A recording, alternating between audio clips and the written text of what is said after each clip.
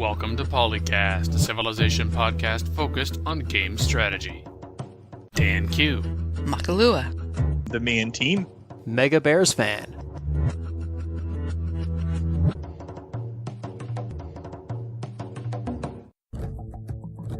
A composite show. Archive segments from previous episodes that got cut due to time.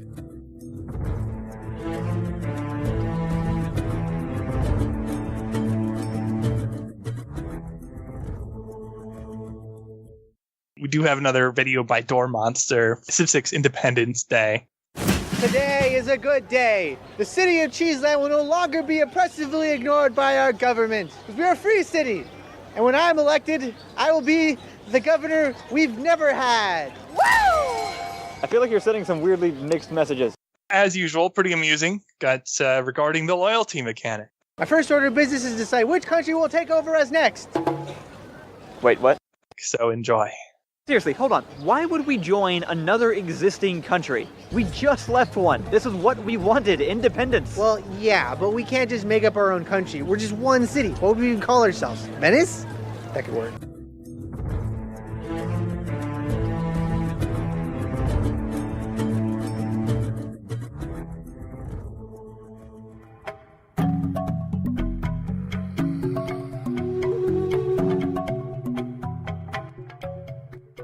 Recorded for episode 303 with Dan Q, Makalua, the Man Team, Mega Bears fan, Alpha Shard, and Drusane.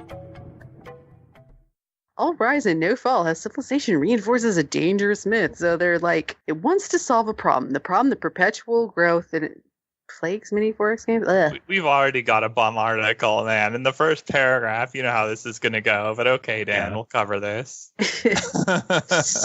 Just because we're covering it doesn't mean we're covering it because we're going to laud it in any way. You're giving it the time of day, but all right. I mean, I do have something for this, but... Yeah. Well, yeah, sure. Let's rip into him. Rip into it. Well, may I? Yeah, yes, let's do it. Go ahead. Okay, so there's something called psychological terms that the article writer is referring to without actually referring to it. It's called intrinsic motivation and intrinsic motivation, and explaining in what I'm trying to talk to in the shortest words possible while focusing on the games. Extrinsic motivation is what motivates players to be rewarded by making good decisions, and those players will want to make strategies to essentially make bigger numbers than their opponents, rewarding them with victories. While intrinsic motivation focuses more on personal rewards that are set based on what players feel rewarding, and not necessarily because it's conducive to a good strategy or bigger numbers. What he seems to be doing in this article is that he's saying that the extrinsic motivator for growth is not accurate, which is true because Civ is not a real-life model, but he also wants to discourage that intrinsic motivation as well, which is just a way to make a player who likes extrinsic motivators like yields to want to stop playing the game entirely, and I disagree with him on this. He makes examples for farms should start going bad, or cities should start flooding, or there should be climate changes to wreck the lands. And this just goes into why random events are generally a bad idea for designing 4X games for players driven by extrinsic motivators. There are ways that he refers to how pirates can show up and beat on your empire, but I'm kind of curious what his opinion would be on two things.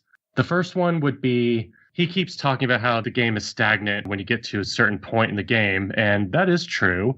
But Civ 4 and Warlords 2 does something about that. And when you have technically beaten the game, they just end the game for you. They say, oh, you've beaten the game.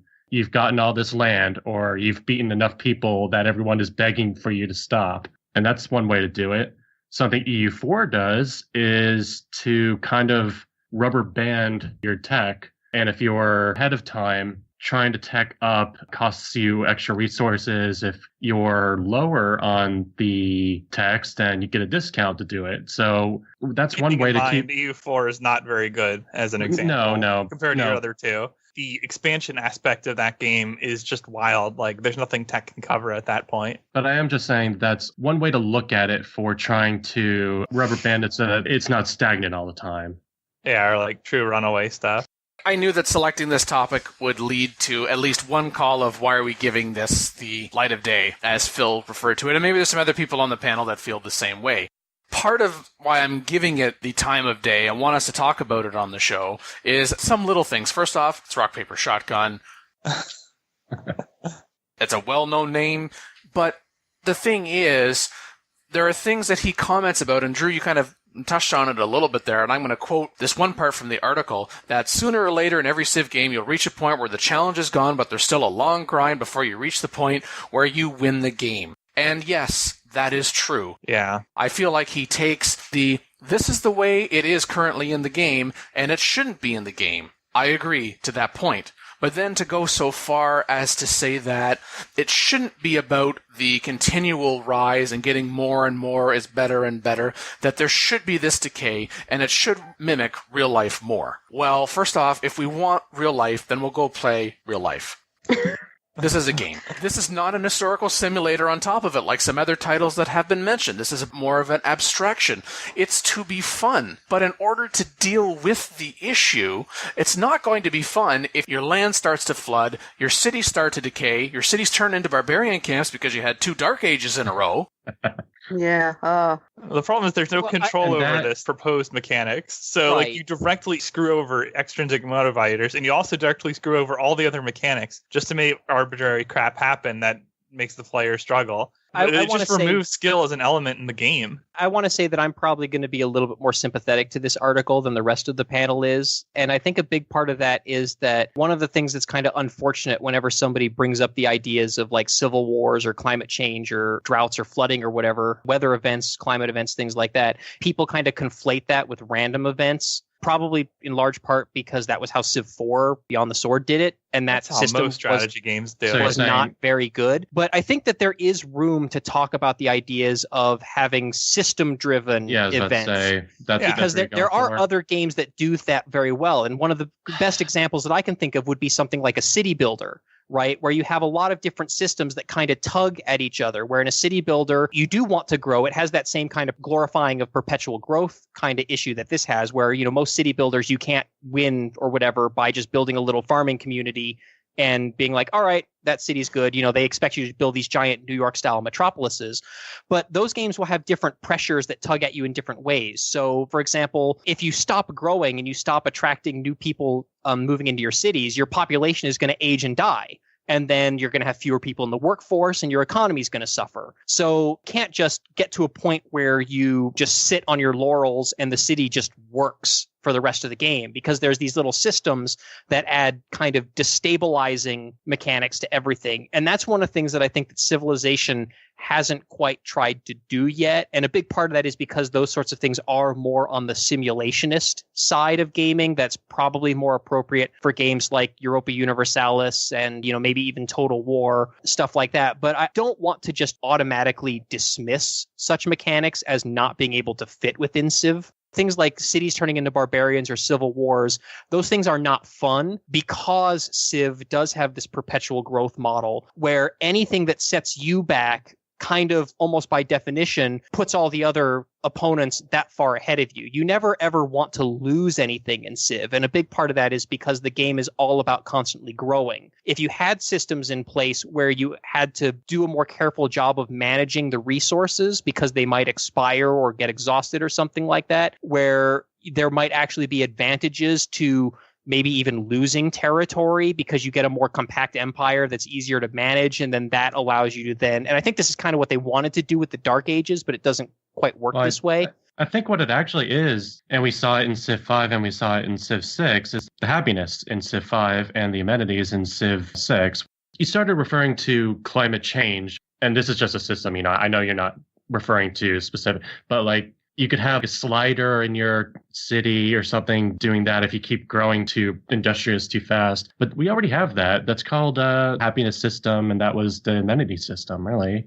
True, but the difference between having something like, again, going back to the example of climate change, is that would affect everybody in the game, not just you. So if there's, you know, a worldwide or continent-wide drought, that would not only affect your civilization, but it would also affect your neighboring civilizations as well. So it's not just a matter of I don't have enough amenities, so I can't grow. It's everybody in this area of the map doesn't have enough resources or food, so none of them can grow. We're all dealing with the same problems, and maybe we even at this point want to cooperate with each other to overcome that problem where we're sharing food and we're sharing water and stuff like that. But right now in Civ, those things aren't really resources that you ever trade. You can't ship bushels of wheat to your neighbor to help their cities grow. You can't Why would you want to, though? You would have to have a different model of game. Like, this cannot work in a 4X because you don't want your opponent to get better. Like, we are talking a major different type of game at this stage. And that's the problem with that so often happens with these kinds of mechanics. It's misalignment of incentives and also misalignment with the gameplay in general. If you have mechanics like around climate change, that can work in context, but you need meaningful choice with it in the context of your victory condition. And that's where like a game like Civ 4 completely failed. Yes, it affected everybody, but it really didn't have any impact on the outcome of the game, except for maybe making it happen slightly slower because everyone got less yields. So what's the point then? Well, I agree with you completely that Civ 4 did it wrong, but the point that I'm just trying to make is that I think if you developed a system where if the entire game was designed around the set of competing systems that are tugging at you in different directions, these sorts of things could hypothetically work. I'm just saying that I don't want to dismiss them offhand. That's what I'm trying to ask. Yeah. Because we want to get away from the notion of a random event like we saw in Civilization 4, which is not connected to anything you were or were not doing. Correct. If there's going to be some kind of climate change or global warming thing, it needs to be a reaction to something that you're doing in the game, something that you also had the choice to do differently earlier in the game. Like what Phil said, is there has to be choice and there has to be agency, and the player has to be able to understand that these are the consequences and these things are going to happen if I take these actions. Just like I said, in a city builder game, like SimCity or City Skylines or something like that, if you build a bunch of houses right next to all your factories spewing pollution and smoke into the air, all the people living in those houses are going to get sick. You can mitigate that by building hospitals and stuff like that nearby, but the underlying problem is that you built your factories too close to your houses and you shouldn't have done that. When you're building a game, which one really gets to your emotions more? A 10% boost or a 5% penalty?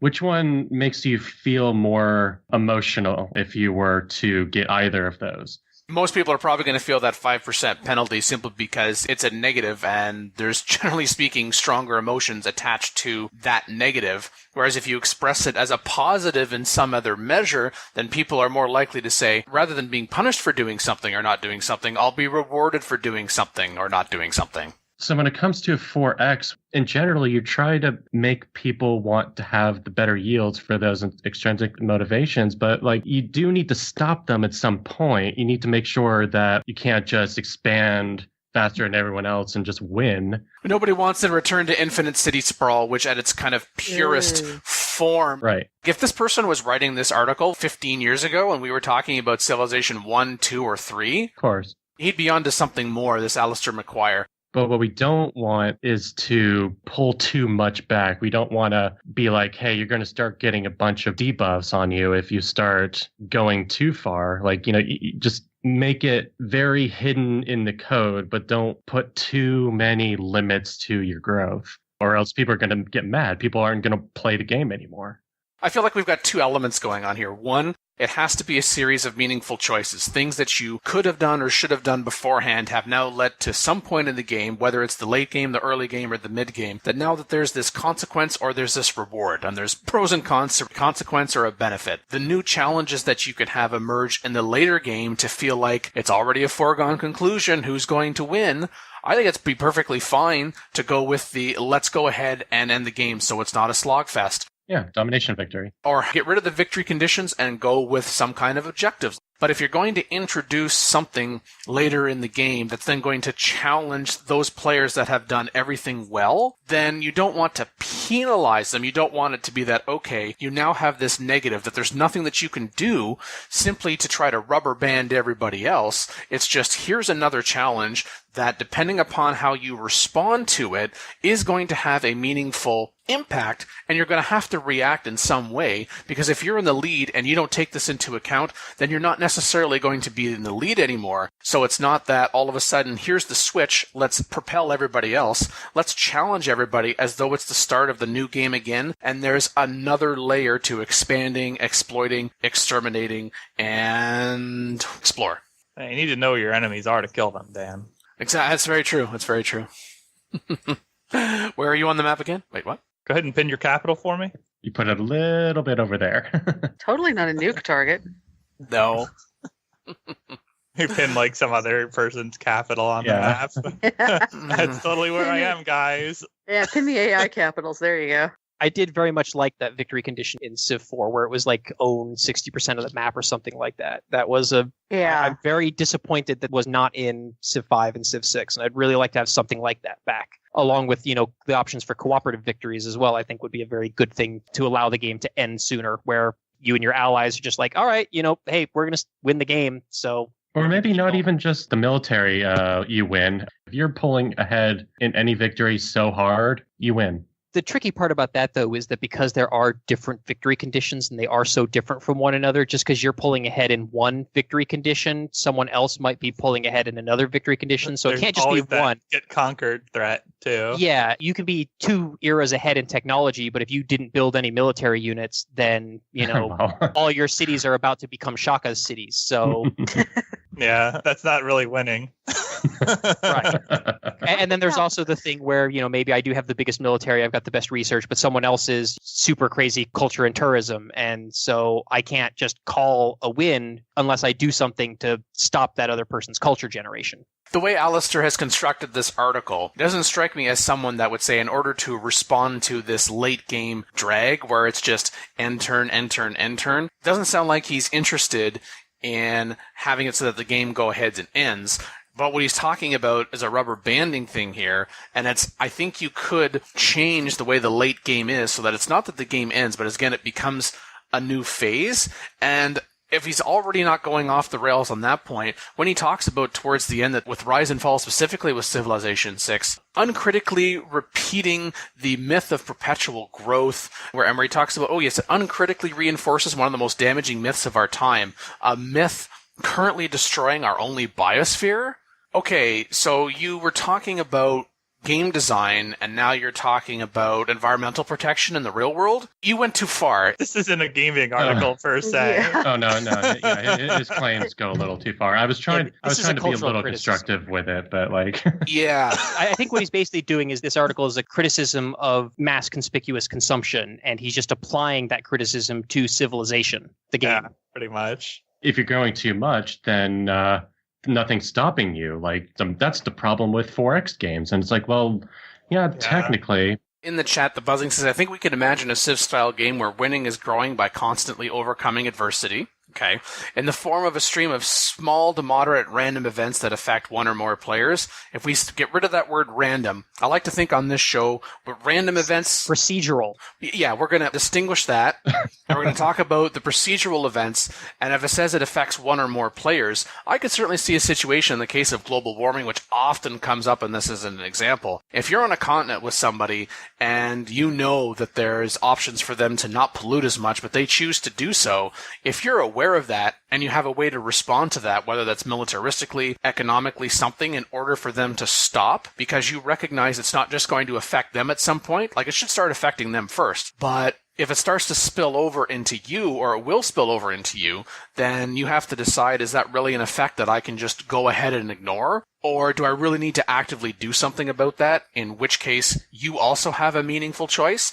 I just don't want it to be that, you know what, I'm so far ahead, I'm going to win this game, but I'm just going to go ahead and pollute the landscape. But it's not going to matter to me because I'm so far ahead. I don't have to worry about everyone else trying to industrialize now because they're not going to be able to industrialize because they're going to be dead. Where is the meaningful response to that? Yeah. You would have little to no control over that. That would not be fun. And I feel like that's kind of what Alistair's saying that Civilization should get to in order to respond to this issue. And that just makes a bad situation worse. When you were starting that argument, I thought you were about to say that random offense is a swear word on this podcast or something.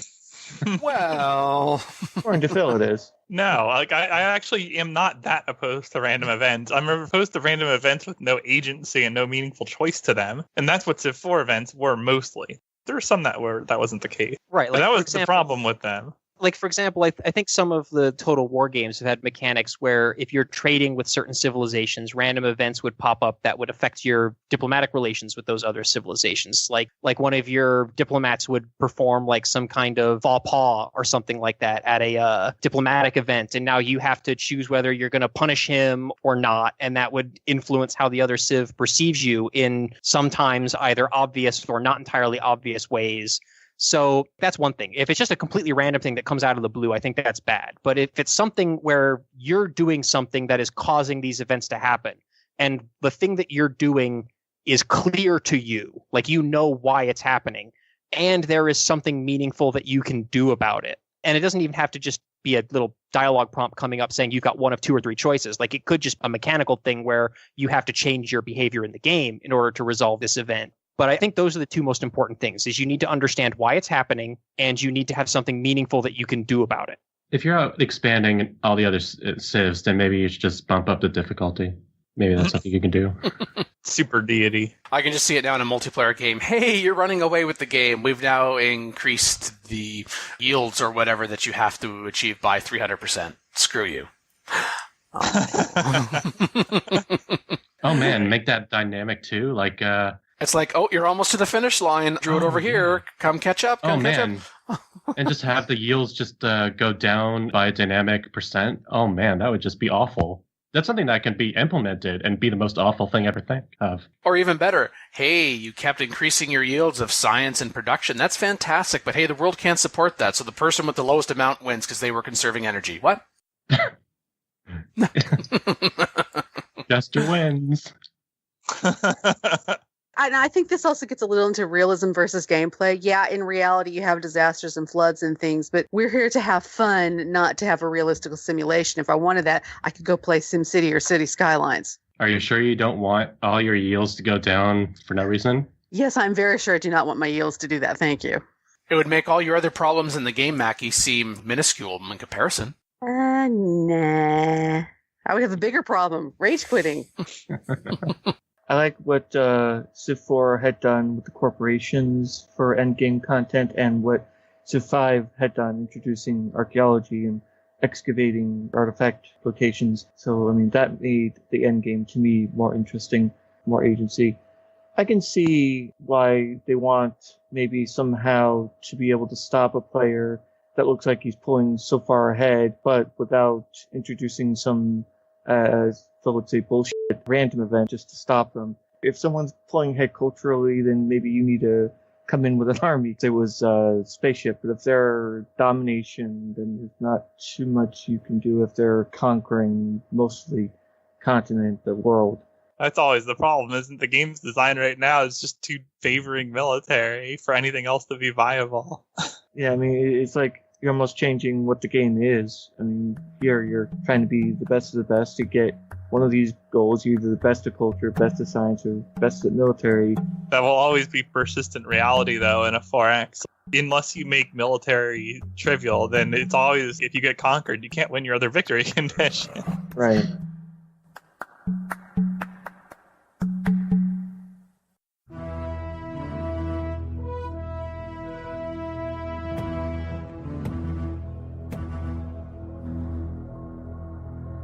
Right around the same time that the expansion came out, I had been talking with one of my coworkers, friends, about Civ and some of our frustrations that we have with the diplomacy system. And both of us are very annoyed by the fact that there is nothing proactive that you can do to tell the AI that you do or do not want them to behave in certain ways if you are interested in friendly relations with them. And we started just brainstorming about like different ideas that we could maybe come up with to resolve this that weren't just a matter of bringing back the old diplomatic prompts of please don't settle next to me or whatever, which are still in Civ 6, but you can't use them until after the AI already performs that behavior, at which point oftentimes it's moot. Like your only recourse then is to denounce them or declare war on them. And even if you denounce them, they and other AIs don't know why they were denounced. So it also doesn't change their behavior at all, other than making them mad at you and not like you for the rest of the game.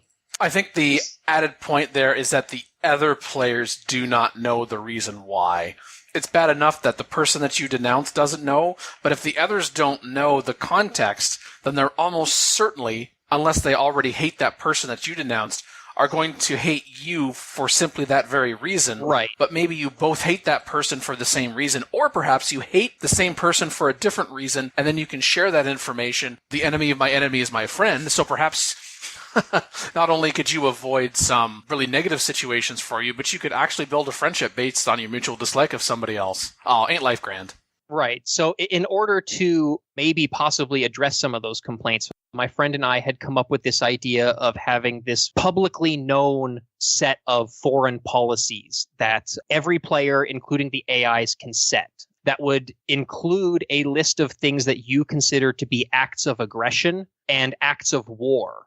And the difference between the two would be that if somebody violates an act of aggression, you would have a reason to denounce them. You could explicitly cite that stated reason as why you are denouncing them. And if somebody violates something that you consider to be an act of war, that would give you an immediate casus belli to declare war on them, again, for that reason, without having to wait for the 5-turn cooldown for denouncements. We have part of that already from the AI to the human player in Civilization 6, where they denounce you. If you have enough of a diplomatic level with them, they will tell you, for example, like, you have just been denounced. And, I mean, in some cases it's the stupid, they just plain don't like you. But sometimes it's you're competing for the favor of the same city-states. You broke a promise to them. It would be nice for us to be able to turn around and do that, whether it's one side or the other, for the entire world then to go back to, knowing why it is that you have denounced this person, which could then set the stage for further action down the road. And something that you could also go in, through the user interface, be able to tell, okay, this person denounced this person on this turn for this specific reason. Do I care or do I not care? And if I do care, is that because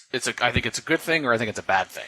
Right. As I said, a few weeks ago, I had written up this blog post. The idea basically being that you could have things that you could explicitly say and define are things that you don't want the AI to do and that you would consider a hostile act. I had made up little mock screens of basically another page of the social policies thing using the social policy cards, just as kind of like a proof of concept template kind of thing. Cards that would say things like, you completed a wonder that we were building, or you denounced one of my friends, or you stationed units too close to my borders.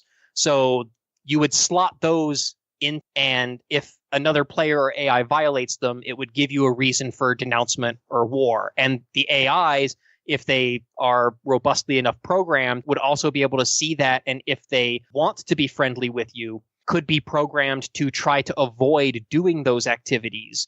And if they're actually in a situation where they want to antagonize you, maybe they actively try to do those things just to make you mad and try to provoke you into war. And as an extension to all of that, I had also proposed that you could also set a set of things that you actually do want the AIs to do. So, like, for example, if you're playing as Gandhi and you actually benefit from having other players' religions in your cities, or if you're playing as Congo, you could set friendly policy that says, hey, bring your missionaries to my city. We welcome them. And then AIs that want to be friendly with you and who want to spread their religion would then know that you're a receptive target for their missionaries and apostles. Other things like send me a trade route could also go into those. Almost the way that the city-states could offer quests to the players could also offer quests to each other in order to gain favor, is the basic idea.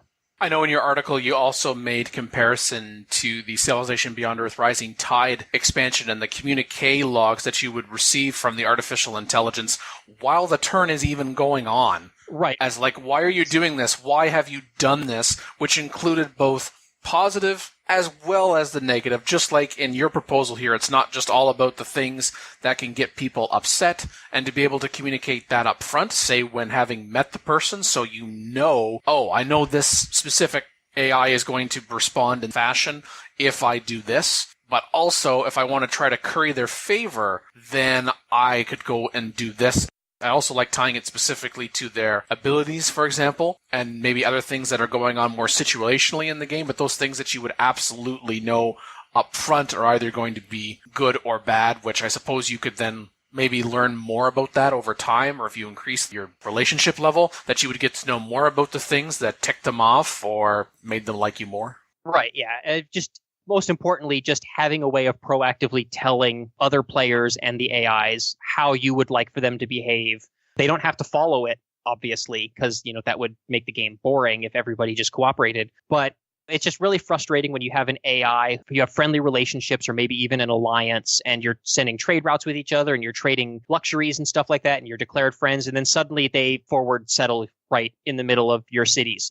And it's like, okay, what do I do now? I can denounce them, but even if I denounce them, they were my friend and ally. Everybody else is going to hate me because I denounced a friend, even though they did something that was clearly a hostile or unwelcome act.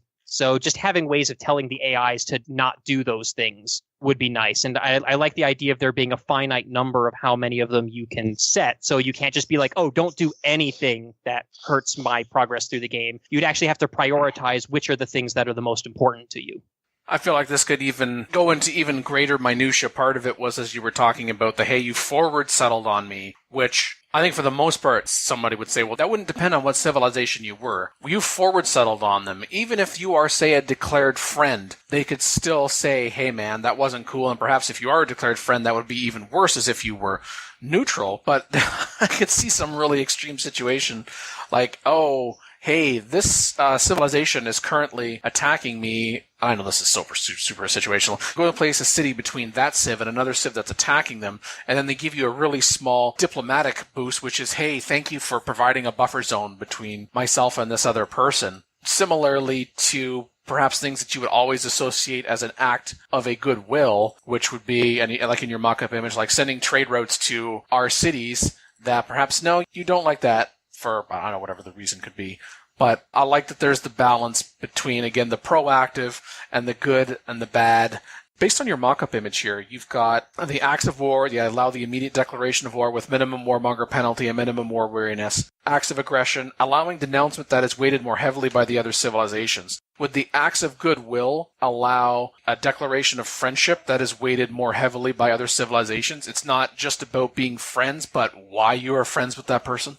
Sure. Yeah, I could see stuff like that working. I mean, I don't think that fulfilling those should be a requirement for having a declaration of friendship, obviously. Just like I don't think that violating an act of aggression should be a requirement for denouncing. You should still always have the option to just denounce someone because you just don't like them. But it should just be more transparent why the denouncement is happening in both directions, both denouncing of the AI to the player and from the player to the AI. I think it should work in both directions. And I even had proposed the idea of if civilizations that meet your acts of goodwill, you could even have like maybe a reward that you could set for them. Like it could maybe even be part of the act when you said it, or maybe it could be something that you define later. So like, for example, if you are saying, hey, send us a trade route, and then they send you a trade route, maybe that triggers like some bonus where all the trade routes between your civilizations get like a buff or something. So not only is it, hey, it's going to be a diplomatic bonus, but there's also an actual gameplay mechanical incentive for doing this. Yeah, it would require that trigger, just like you talk about certain things, examples of active that would need to be unlocked, like after researching a particular civic or after researching a particular technology. This would be something that would only happen as a result of the completion of another action. So in that way, it would be a static thing, but you would first have to reach that particular condition in order for it to apply. Right. Obviously, you shouldn't be saying, hey, don't nuke us on turn 0, because that's just not even possible. Oh, I thought maybe you shouldn't say that on turn 0 because, hey, maybe you like the glow. But would you envision the possibility that as the game progressed, not simply incidentally, but as a result of your individual relationships with a particular civilization, or maybe even civilizations as a whole, that at one point what was once considered, say, an act of aggression is perhaps now an act of war, or the other way around, or it goes to something that's neutral, or something that might have made them happy earlier on in the game is now going to tick them off? Right. Well, the mock-ups that I had made basically using the social policy screen as a template. So using that same model, these would be little cards that you could slot in and out. So yeah, if say early in the game, you really don't want someone declaring war or conquering that city-state next to you because you're their suzerain, so you might set that as an act of war. If someone declares war on that city-state, then you declare war immediately on them, almost like a protectorate war, but without the having to actually research that. But then later in the game, say that city-state did get conquered, or maybe you just lost your suzerain of it. You prioritized other city-states, or someone else, put the diplomat governor in it, and you can't possibly catch up. Now you don't need that to be an act of war anymore. You slot that out, you slot something else in, or you demote it to an act of aggression if you still want to try to become their suzerain. And this mock-up, yes, that you're talking about on your blog, where we see your policies being broken down into domestic and foreign, would it then be possible for a civilization to react favorably to you depending upon your particular domestic policies? Yeah, I mean, they already do that for government. I think that's a little bit harder, though, just because there are so many social policies to do. It just seems like the bonuses for that would be weird, and in a lot of situations, they'd probably just offset each other anyway. But, I mean, it's doable. Something that could be incorporated into Civilization 6 as well, in part because how you've already tied it into existing mechanics, let alone saying, oh, this is something for Civilization 7. Well, it could be, but we wouldn't have to wait that long necessarily to see something like this. It would just be not just an extension of what we already have, but in some cases, dotting the I's and crossing the T's. A lot of the things that I had proposed are actually things that the AI already recognizes. These are things that the AI will already denounce you for, or which will already trigger a positive or negative diplomatic modifier. So it's just a matter of making it so that the user can define or prioritize which of those are most important to you, and then setting the AI so that not only they recognize it, but they might change their behavior based on whether or not they want to be friendly towards you, or whether or not they're already friendly towards you. Plus 10, you listen to PolyCast. Minus 10, you listen to PolyCast instead of playing with me. Aww. That's right. Get wrecked. It doesn't have to be mutually exclusive. Come on now. Yeah. Some of the others aren't. I welcome any listeners if you've got any ideas, or if you think this is a terrible idea. Like I said, this was a very brainstormy kind of thing. So there might even be deal breakers for this. And I imagine that programming the AI to handle this, even though there are a lot of triggers that are already in the game, would still probably be pretty difficult. So I don't know how feasible it would be for Civ 6, but I definitely think that moving forward with the franchise, we need more robust ways of talking to and interacting with the AIs. And I think this is one way that could maybe be accomplished. When Civilization 7 has multiplayer only, what are you going to do about it? Well, I mean, a lot of the same things could still apply. You could still give other players quests with actual rewards, so that instead of every game just being build a bunch of units and conquer everyone else by the medieval era, there actually are reasons to cooperate with one another that are mechanically reinforced. So it could still work. It wouldn't be as important, because you can still always just open up the chat and tell them, hey, don't settle next to me or I will declare war on you. But you can't do that with the AI. Maybe if they just port Siri or Alexa or something over into speech recognition, you can just chat with the AI. Maybe that'll be in Civ 7. I don't know. Who knows? But Siri, could you not settle so close to me? Thanks. You're Sorry, right. get wrecked. Yes, exactly. Acknowledging as, will you please settle closer towards me? No, not settle. Settling closer to you. No. Not Now bend over. No, that's in your special version, Phil. That takes on connotations that are a little unfortunate there, Mackie.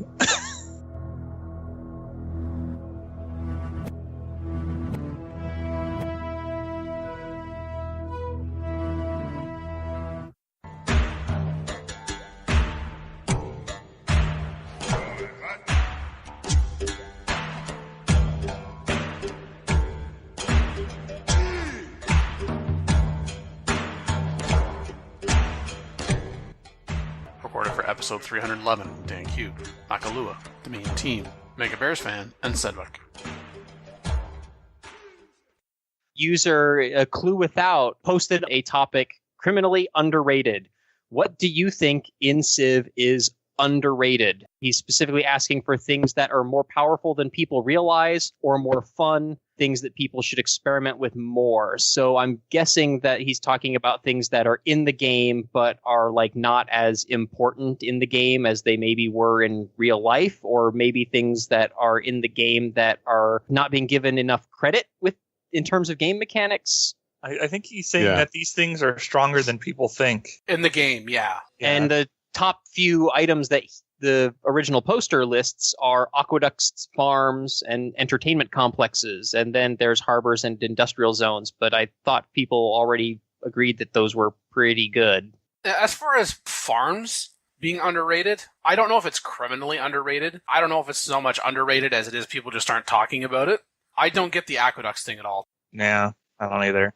They're definitely not more powerful. I don't think they're more fun either, not in Civ 6. No. Placing a city that needs one is it's bad enough that you really want to consider if it's worth placing that city, because the setup time just becomes so much more before it's a good city. Well, the thing for me is that aqueducts are very expensive early in the game, but when you get into the mid-game, when you're still settling your medieval or Renaissance cities, which, in single player you might still be doing because the game actually lasts that long, aqueducts are, I think, actually a lot more viable, because on the standard game speed, you're talking about them taking maybe like 5 turns, if that, to build, whereas another district is, taking 20 turns or something like that, because you've already built them in all your cities. So settling away from fresh water in order to access more resources or like better terrain or a place specifically like to put a wonder or something like that requires river adjacency instead of putting the city on that tile. I actually do that from time to time. And the aqueducts are usually cheap enough at that point that I can throw one out and it's not that big a deal, especially if you've got trade routes providing production to the city. And if you've got the trade routes providing production to the city, then you're probably also getting food, which means the city grows quickly enough that you hit that housing cap fairly quickly. I mean, you're talking about growing population every couple turns. Yeah, okay. But you've got trade routes going. So early in the game, aqueducts are crap. You should not be founding cities away from water. But if you're still founding cities in the medieval or Renaissance era or later, then yeah, definitely consider putting them or one tile away from a river or a mountain and using an aqueduct, because you might actually be able to get better land and have a better city long term by doing that. And the aqueducts at that point are pretty cheap to build in most cases. Forum user Kriad mentioned my choice, levying city-states. If you can scrounge up a coin, this can be a great early to mid-game tool, because then you have this exploratory army that you can send out in different directions to meet new civs and conquer barbs or find natural wonders, or you can keep them within 4 tiles of each other and carve a ribbon of exposed terrain out on your map, and the arrow points from levying city-states has allowed me to avoid a dark age at least twice. I think they might be underrated, but I don't think they're criminally underrated. Well, first off, you need to find a city-state that has a decent amount of them, number one, and also where the city-state is currently located, because you're only going to have them for X number of turns, and then they're going to fall back into the control of the city-state. And of course, anything that you do with those particular units, like say, oh, I get a promotion on that. Oh, well, now the city-state can benefit from that promotion. I think more often than not, you're spending that gold that you would spend to levy the city-states to construct units and then upgrade them, or maybe even in some cases just use that gold to buy a workshop to construct those units, or just build those units outright yourself, so then you've got control over them from the beginning of their life to the end of their life. Playing as Cimmeria, then levying city-states should be a key component of your strategy, because they're heavily discounted. Yeah, but I'm just thinking the ability to send 4 or 5 armed scouts right off in a direction you haven't gone yet just could be pretty valuable. Could be. It's just like you're exploring in general. It's like, well, do I go ahead and I construct a scout right now or not? Or I could construct something else. I just think it's a bit more situational. And if you have a situation where you have city-states as a buffer between you and an enemy, and the enemy walks their units past the city-state, and then you are able to suzerain them and then levy all their units, I mean, you'll just wipe out the opponent's army, usually by doing something like that, because you're hitting them at both flanks. It's very situational, but that's a very powerful... It's rarely going to be available to anything but fighting in the AI, but it's true. You could screw over the AI like that pretty hard. Well, you could probably also catch, if you're not playing competitive multiplayer, if you're playing one of the few players who plays, quote, regular multiplayer, you could probably catch quite a few human players off guard, because not very many players think about levying units, because it is, in a lot of situations, seems prohibitively expensive. If that works on that opponent, that's not an opponent that's a legitimate threat to beat you. I'm sorry, that player is a potato that still needs to learn the game, so you don't have to worry about him.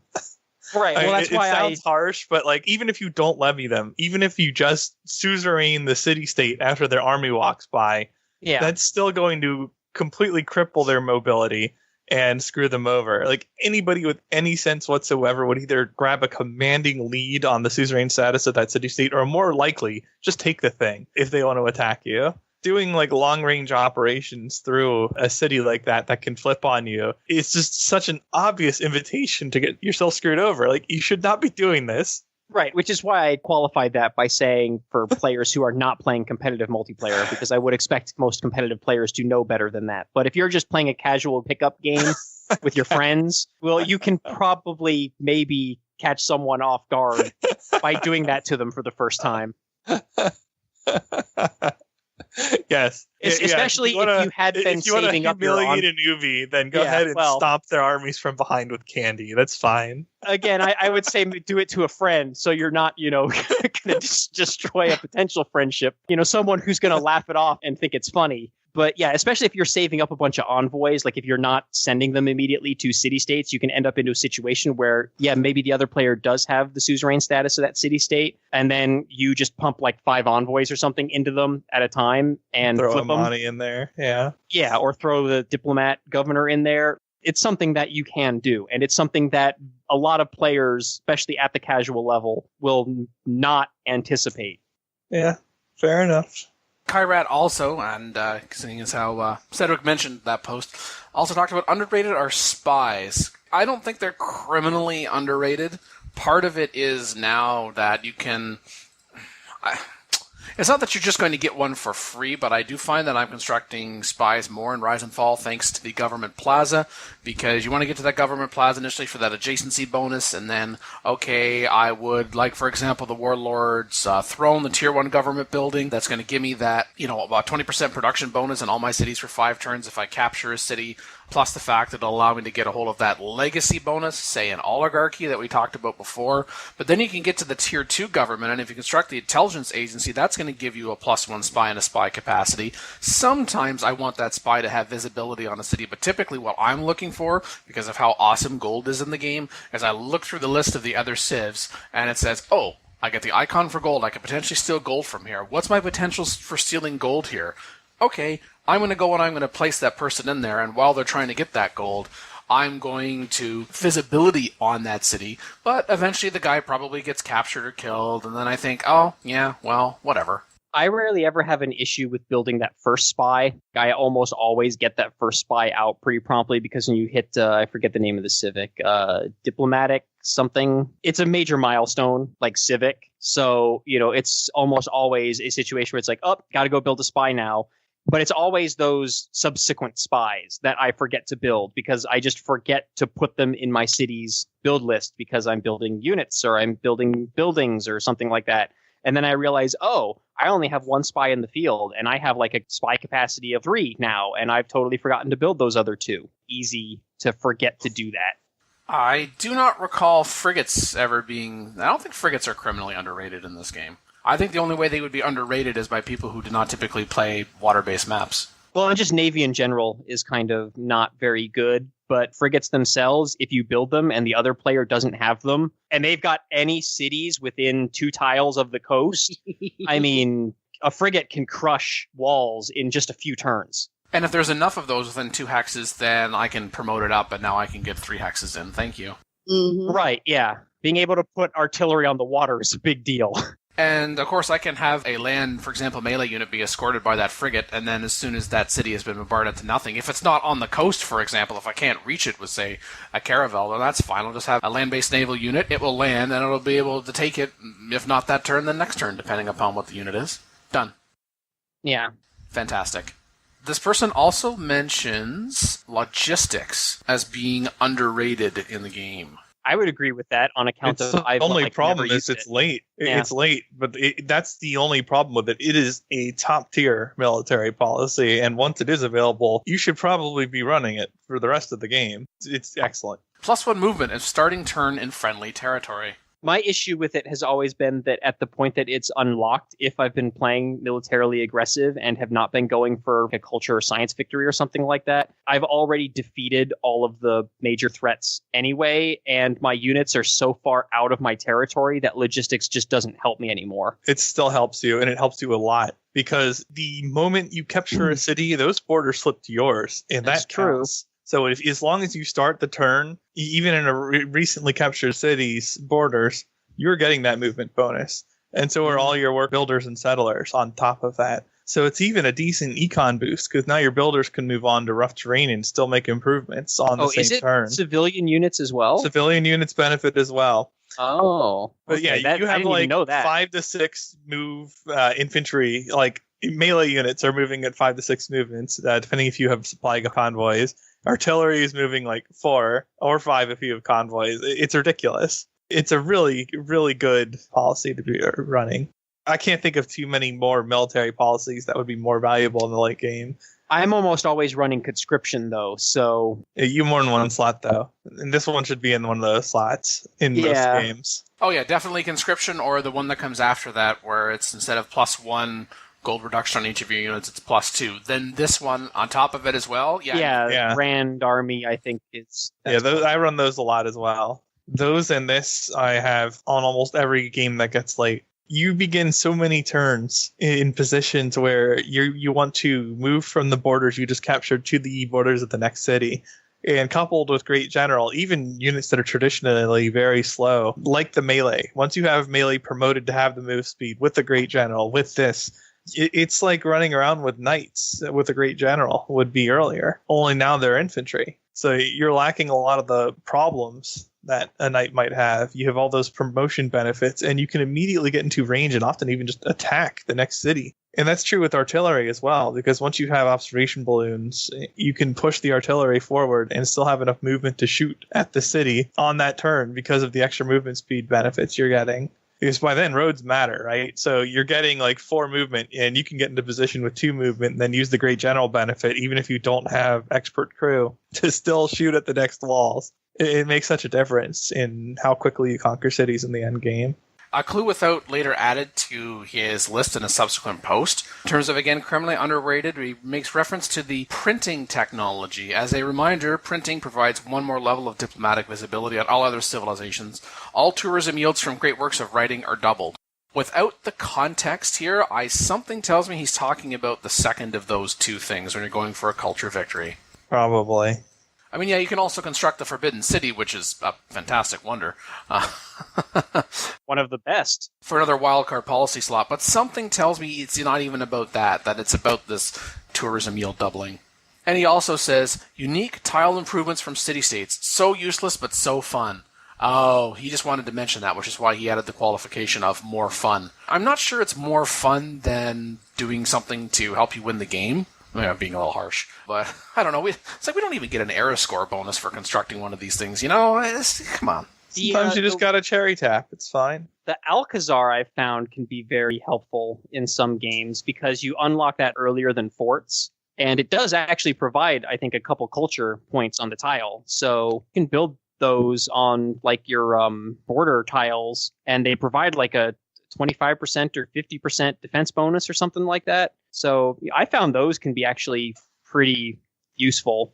Oh, available with the Granada militaristic city-state. Yeah, it's just the ability to build forts with builders, I think. You don't even need a military engineer for them. That's true. The other ones are very meh. The one you mentioned is situational, but... Forts are so much better early game than late game. Yes. Game is tough because you have 3 range units and air.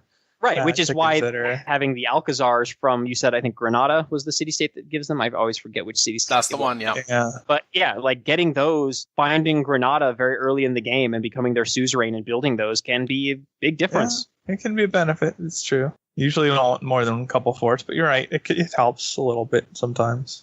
If it's a criminally underrated, though, I don't know about that, but... No, it's a very, very situational thing. I mean, it's a defensive bonus, so it's only going to be helpful if your territory is actually being invaded. Yeah. You know, but like as a staging point for invasions, they're helpful. Criminally is just an attention-getting modifier. Yeah. Well, I would say it's things that are very underrated. So, yeah, criminal is a bit much, but... Like it's suggesting that these things are so underrated that it's pretty ridiculous that they're not widely regarded as strong options. Right. But again, the Alcazar is something where it's like you look at it +1 or +2 culture or something like that, which is very easy to just dismiss. But it's the fact that it's a fort that hypothetically is available at the beginning of the game instead of at the end of the Renaissance. Right. That is the big difference there. And lastly, I think we mentioned it in passing, but didn't really talk about it, from Include Without's initial post. Again, criminally underrating of the entertainment complex. I don't think that is criminally underrated. That ends up being I'm looking at my amenity situation in a particular city. it's kind of an extended period, and I'm at -5, except I don't know if it's just me, but when the game first came out, oh no, my gosh, I'm at -5, I'm suddenly going to have a bunch of rebels that are going to start causing some mischief, pillaging my stuff, getting in the way of my other units. And I really haven't seen any of those in a very, very, very long time, which makes them even less useful, the entertainment complexes, that is, because that was the one thing that I was constructing them for, to try to mitigate that. But that was after extended wars, already maxed out amenities, plus you've also situations in war where you can run policy cards to reduce war weariness, and as the game goes on, you can actually run, I think, a couple of different cards that gives you -25%, so, whew. Yeah, I'm building entertainment complexes less often now than I used to, but I will say that when you need an entertainment complex, you need an entertainment complex. It's usually pretty obvious, though. Yeah. Like, I think they're properly rated as situational at best. I actually had a few lists that I put in this thread earlier, and the first thing that came to mind is corps and armies, because a lot of people still don't understand that 40 over 30 is just as good as 80 over 70 in this game. And so the benefits from having corps and armies are enormous. Like, you cannot compete in equal tech with people who have corps if you don't have corps. Unless you can bombard the heck out of them. At range. I mean, if you're talking about fighting the AI, then sure, but human players just going to stomp on you if you try that, because your range is going to do a lot less damage, and then they're just going to run into your units and kill them. Yeah. And if you stack enough bonuses, contemporary units can one-shot each other, actually, if you have armies. It's probably also worth mentioning the third item on your itemized list there, Phil, from your post. Oh, ancient walls? Yeah. It's kind of interesting. I don't consider it the same in multiplayer because, like, humans actually know to bring something that lets them take cities. But in many cases, the AI, even when it's flooding units, it doesn't really bring battering rams or siege engines. And it will often run into your borders without any real siege units. So even if their stuff is pretty strong, it just can't do crap because damage against walls is so much reduced that they can't viably attack the cities. Like, if you do get a situation where the city-state is on the opposite side of your border or gets suzerained by your war target or something, you can often build ancient walls in, like, a turn or two on online speed. And that just shuts that down. Like, at worst, you're going to get pillaged a bit. The city will never, ever take your city. They don't have the siege units for it. So, for the amount of hammers you put in to completely ruin that front, they're pretty good there. Support the ongoing PolyCast Patreon campaign. Collective achievements. Personal incentives. Month-to-month commitment. For more information, visit thepolycast.net/Patreon. Call in today. In North America, 301-637-7659. In Europe, 44121-288-7659. The only thing worse than being talked about is not being talked about. Log on to the series' official website at thepolycast.net.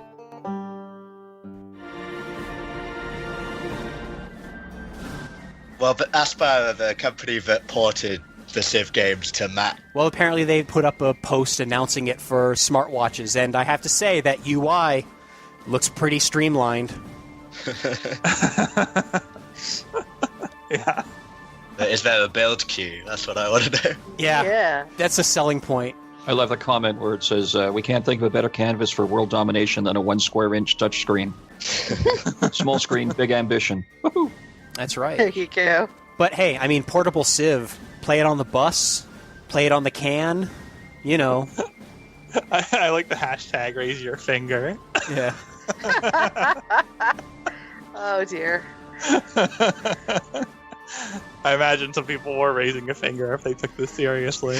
Do you think anyone actually took this as a non-April Fool's? There's so many people in the world. I'm sure somebody bought it. This is one of the reasons that I just don't like April Fool's Day in principle. I think at this point it's so ubiquitous that it's just lost the point in doing it. People still fall for it. That's Yeah, I know, but when you mouse over this link that says raise your finger now, you can even see April Fools along the bottom left. It's yeah.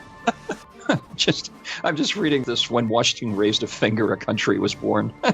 Oh boy. Yeah. Substitute that for your favorite leader. Yeah, your favorite, I like as the case may be. I like the way they wrote that. That was pretty amusing. Anyway, we weren't so fooled. No.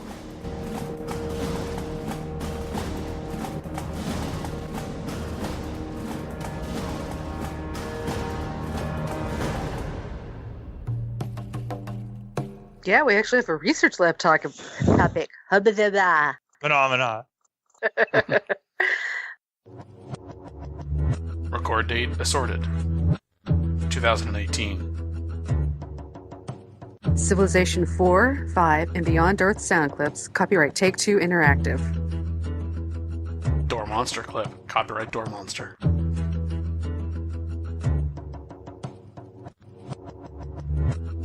Copyright Civilized Communication at civcom.net.